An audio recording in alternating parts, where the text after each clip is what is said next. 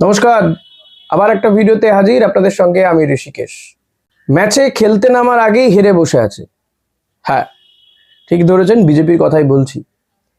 BJP হারার আগেই হেরে বসে আছে, বা খেলার আগেই হেরে বসে আছে রাদার বলা ভালো। কেন বলছি এই কথা? পুরো ভিডিওটা শুনতে হবে তার জন্য। ভিডিওটা ভালো লাগলে লাইক কমেন্ট শেয়ার করবেন অতি অবশ্যই। দেখুন, আজ থেকে কিন্তু প্রচারের ঝড় তুলতে চলেছেন মমতা বন্দ্যোপাধ্যায়, অভিষেক বন্দ্যোপাধ্যায়রা। ব্যাক টু ব্যাক সভা, কর্মী সভা রয়েছে। উত্তরবঙ্গে মমতা, তো দক্ষিণ 24 পরগনাতে অভিষেক বন্দ্যোপাধ্যায় আবার যাবেন মেদিনীপুরে। নন্দীগ্রামকে স্পেশালি নজর দেওয়া হয়েছে, দাসপুর, নন্দীগ্রাম। আবার তিনি উত্তরবঙ্গে চলে যাবেন, মমতা বন্দ্যোপাধ্যায় দক্ষিণবঙ্গে নেমে আসবেন। একেবারে এপ্রিলের 1-2 তারিখ পর্যন্ত কিন্তু অভিষেক বন্দ্যোপাধ্যায়, মমতা বন্দ্যোপাধ্যায় প্রচারের পর প্রচারের ঝড় উঠবে। বিভিন্ন জেলায় বিধানসভা কেন্দ্রগুলোতে প্রচারের ঝড় তুলে দিচ্ছে। কোথাও এতটুকু খামতি রাখতে চাইছে না তৃণমূল কংগ্রেস। ভবানীপুরে রবিবার দিন কর্মী সভা থেকে যা শুরু হয়েছে, তারপরে এই দুজনের শিডিউলে কিছু রদবদল হয়েছে, এবং যদি আবহাওয়া অনুকূল থাকে সঠিক সময় সঠিক সভা হবে। তৃণমূল কংগ্রেস যখন এই ধরনের প্রচার করছে, প্রচারের ঝড় তুলতে চলেছে, তখন এই রাজ্যে বিজেপির সর্বভারতীয় সভাপতি নীতিন নবীন তিনিও আসছেন। কিন্তু আসবেন, এসে তিনি কি করবেন? প্রচারের ঝড় তুলবেন নাকি দলের কোন্দল মেটাবেন? কারণ বিজেপি যে প্রার্থী তালিকা প্রকাশ করেছে প্রথম দফায় এবং দ্বিতীয় দফায়, সেই প্রার্থী তালিকায় প্রথম দফা প্রার্থী তালিকা থেকে দুজনের বদল ইতিমধ্যে করা হয়ে গেছে। দ্বিতীয় দফা প্রার্থী তালিকা যখন প্রকাশ করলো তখন দুটো কেন্দ্রের প্রার্থী বদল হয়েছে। আরো প্রার্থী বদলের আবেদন বিভিন্ন ক্ষেত্রে, বেলেঘাটা থেকে শুরু করে ওদিকে ছাতনা, নদিয়া, নদিয়ায় 2 অসীম, তাদের নাম বাদ দেওয়ার, হরিণঘাটা থেকে শুরু করে বিভিন্ন জায়গাতে অসীম সরকার, অসীম বিশ্বাস, এদের নাম বাতিলের আবেদন উঠছে এবং বিক্ষোভ প্রতিবাদ চলছে। পার্টি অফিসে ভাঙচুর, টায়ার জ্বালিয়ে বিক্ষোভ, এমনকি এই আজ পৌঁছে গিয়েছে সল্টলেকের দপ্তরে পর্যন্ত। বেলেঘাটার চাপে পড়ে বেলেঘাটার প্রার্থীকে প্রচার করতে বারণ করে দেওয়া হয়েছে। ভাবুন একবার কোন পর্যায়ে পৌঁছেছে বিজেপির। এই যে ঝড় তোলা সময় ছিল, এখন প্রচারের ঝড় ওঠার কথা। শুভেন্দু অধিকারীরা প্রচার করছেন ঠিকই, কিন্তু সেই প্রচার কোথাও গিয়ে স্থিমিত হয়ে যাচ্ছে বিজেপির অন্দরের ঝড়ে। বিজেপির অন্দরে ঝড় এই প্রার্থীদের নিয়ে। তো যে বিজেপি আশা করছে এ রাজ্যে ক্ষমতায় আসবে, তাদের অন্দরে কিনা এই কোন্দলের ঝড়। জায়গায় জায়গায়, মানে একটা দুটো জায়গা হলে হয়, আলিপুরদুয়ার থেকে শুরু করে মানে উত্তরবঙ্গ থেকে দক্ষিণবঙ্গ সর্বত্র প্রায় যদি দেখা যায় প্রায় 20 থেকে 25টা মতো প্রার্থী বদলের আবেদন রীতিমতো উঠে গিয়েছে। চাপে পড়ে বেলেঘাটার প্রার্থীকে প্রচার করতে বারণ করে দেওয়া হচ্ছে। কত বড় লজ্জার এটা বলুন তো, কত বড় সেটব্যাক! এটা তো হার, দলীয় কর্মীদের কাছেই হার, দলীয় কর্মীদের কাছেই হার। এটা বিরোধী রাজনৈতিক দলের সঙ্গে ফাইট করবে কি করে, তার আগে তো নিজের দলকেই তারা মানাতে পারছে না।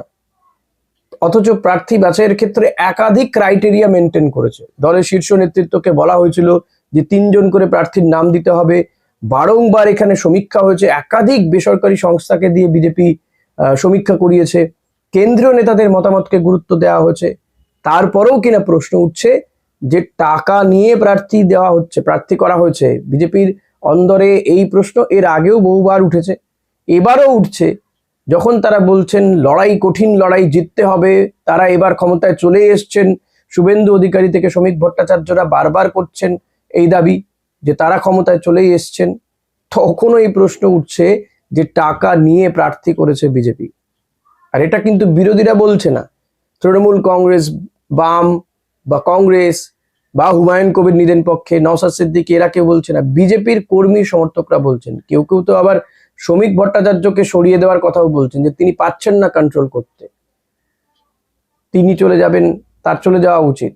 এই যে যখন শাসক দলের 2 শীর্ষ নেতা নেত্রী প্রচারের ঝড় তুলছে, তখন ঝড় বিজেপির অন্দরে।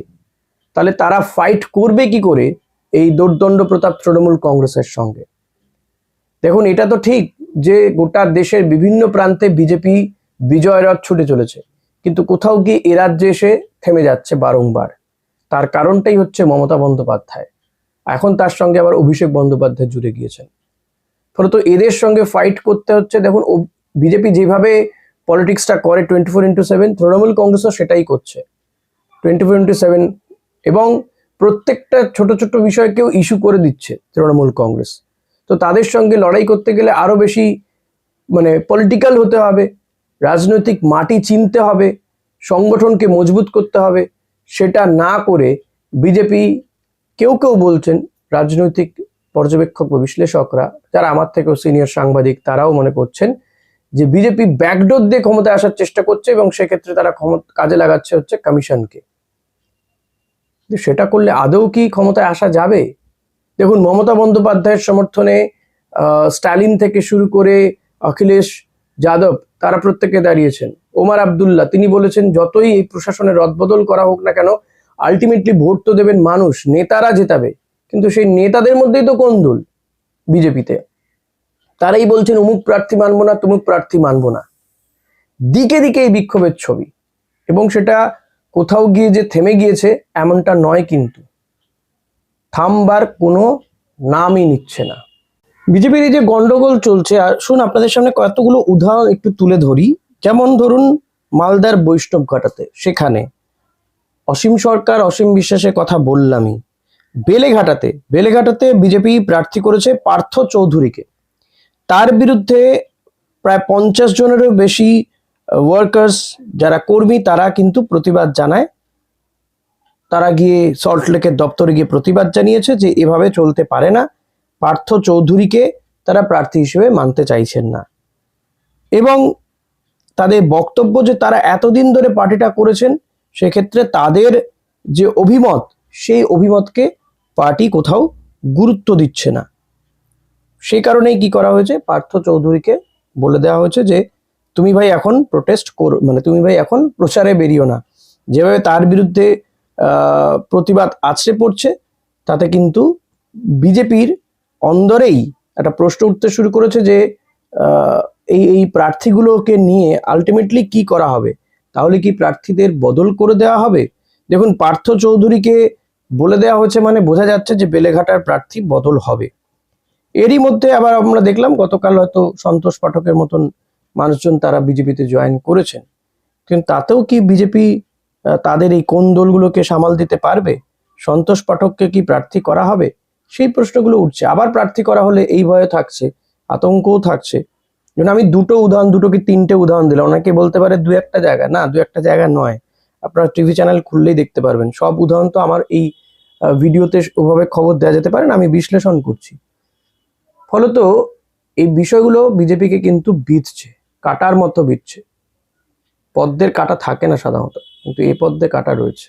এখন এই কাটা বিজেপি কি করে উপরে ফেলে জয়ের রাস্তা মসৃণ করবে, সেটা তাদেরকেই ঠিক করতে হবে। নীতিন নবীন, শ্রমিক ভট্টাচার্যদের ঠিক করতে হবে। আদারওয়াইজ কিন্তু ব্যথা আছে বস। আজ এখানে শেষ করছি। ভিডিওটা ভালো লাগলে লাইক, কমেন্ট, শেয়ার করবেন। চ্যানেলে নতুন হলে ডু সাবস্ক্রাইব, অতি অবশ্যই সাবস্ক্রাইব করুন। আমি একটু মোটিভেট হই। আর কমেন্ট করতে ভুলবেন না, ভালো মন্দ যা হোক কমেন্ট করুন, গালাগাল দেবেন না, তাহলেই হয়। Thank you.